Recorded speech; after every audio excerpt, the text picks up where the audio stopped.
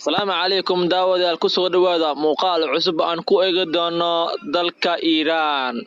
Maxaad ka taqaanaa dalka Iiraan?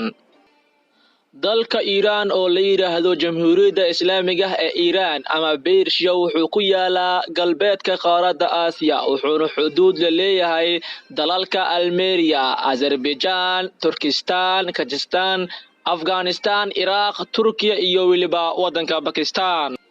Dhanka koonfureed waxaa ka xiga gacan biyoodka Bershiya, Hormuz iyo Cumaan. sidoo kale wuxuu xuduud badeed la leeyahay dalka Raashka dhanka xuduudda badda la yiraahdo Kasbiyaanka. Dalka Iiraan bedkiisu waxaa lagu qiyaasaa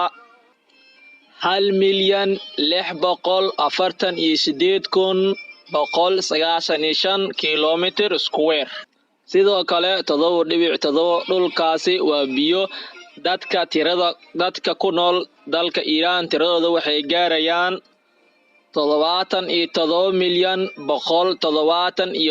77,176,930 ruux.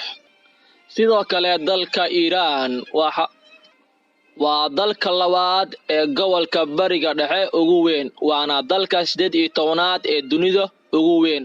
sidoo kale dalka Iiraan waa dalka 17aad ee dunida ugu dadka badan sida laga soo xigtay Bangiga Adduunka.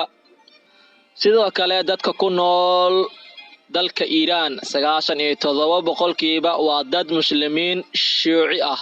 sidoo kale waxaa jira muslimiin tiro yar. sidoo kale waxaa ku nool dad kale oo Kristaan ah. taariikhyahanada caalamka wadanka Iiraan waxay ku tilmaamaan inuu yahay wadan taariikh fog ku leh adduunka. sidoo kale waxaa soo maamuli jiray boqortooyin intii u dhaxeysay 2800 ilaa 3200 ka hor dhalashadii Nabi Ciise. caasimadda wadanka Iiraan iyo magaalada ugu weyn waa Tehraan waxaana ku nool dad tiradooda gaaraya 8.3 milyan oo ruux. sidoo kale waxay ka mid tahay magaalooyinka ugu waaweyn ee galbeedka qaaradda Aasiya.